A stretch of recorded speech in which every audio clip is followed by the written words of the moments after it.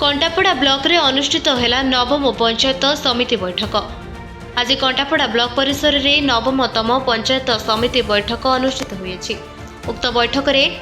कंटापड़ा block अध्यक्षा श्रीमती सुश्री जिना समेत block समस्त सरपंच समिति सभ्य उपस्थित थिबा बेले ब्लॉक वीडियो और अन्य ब्लॉक कर्मचारी मध्य उपस्थित थिले। एही बैठक में भिन्न भिन्न समस्यार विभिन्न प्रसंग जेपरि धान मंडी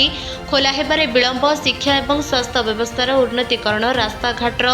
सुधार एवं षंढ उत्पादर प्रतिकार व्यवस्था प्रमुख आलोचना करा जायतिला। जिला परिषद सभ्य पीयूष मिश्र षंढ उत्पाद उपरे सरकार एवं प्रशासन को कड़ा चेतावनी देथिबा बेले चलित वर्ष धान मंडी मानकरे कठिन छटिन व्यवस्था उपरे चाषी को सुहाइबा भली पदक्षेप नेबा पई सरकार पाखरे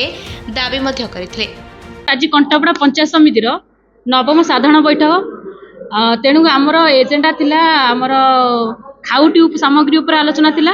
आमर भत्ता संबंधी आलोचना थिला, शिक्षा व्यवस्था उपर आलोचना थिला एवं विभिन्न डेवलपमेंट काम उपर आलोचना थिला, तापर आमर अन्य आलोचना थिला एवं एजेंडा अनुसार आमर भी आलोचना सुरुखुरु रे होईची। आमर सरपंच प्रतिनिधि हुंतु, समिति सभ्य हुंतु, तांकर जहाँ भी डिमांड थिला से जहाँ क्वेश्चन कले शिक्षा व्यवस्था गोटे लाकुना थिला किंबा डेवलपमेंट वर्क उपर लाकुना थिला किंबा अन्य माने कार्य उपर लाकुना थिला, से विषय भी आम आलोचना कलु एवं प्रशासन को मध्य कहिछु। तांकर कारण लोक प्रतिनिधि समस्त सम्मान अच्छी, लोक मैंने आशा भरोसा कर ए जगह को पठेइछंती। मु भी जने लोक प्रतिनिधि आउ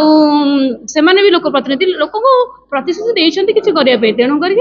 जहाँ तांकर प्रोब्लेम थिला ताहा सॉर्ट आउट हो बोली आमे बैठक रे आलोचना कलु एवं आगु देखिबो को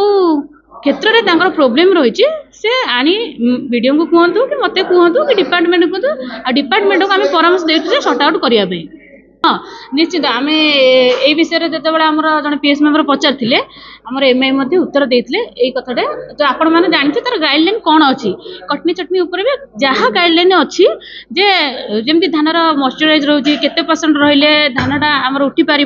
आउ जो अलिया जो रोज अगाड़ी किंबा ये सब रहिले धान केते कटुची केते रोचे तार गोटे पुणी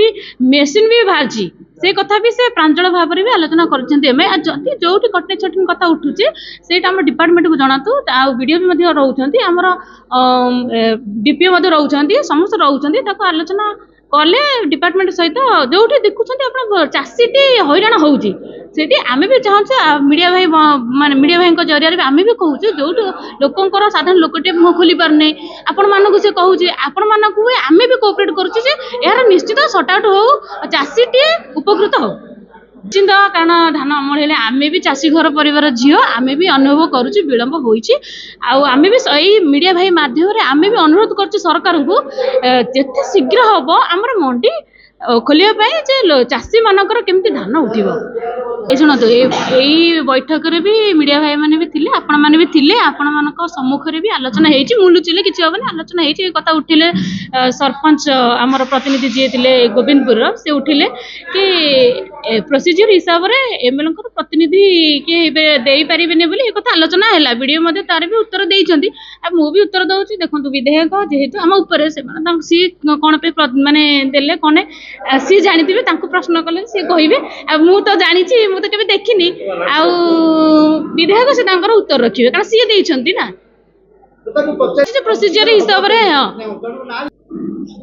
ना ना प्रोसीजर हिसाब रे आमे केमती अलाउ करि परबु जरो पंचायत समिति बैठक होछ आमे कोन अलाउ करि परबु प्रोसीजर हिसाब रे रूल रेगुलेशन कहू नै किंतु कोउटी कोन से बसचंती कोन मु तो देखिनी किंतु जदी पंचायत समिति हेई थांता हुए तो आमे एहा को ये करथांतु कारण रूल्स रेगुलेशन नियम कहूनी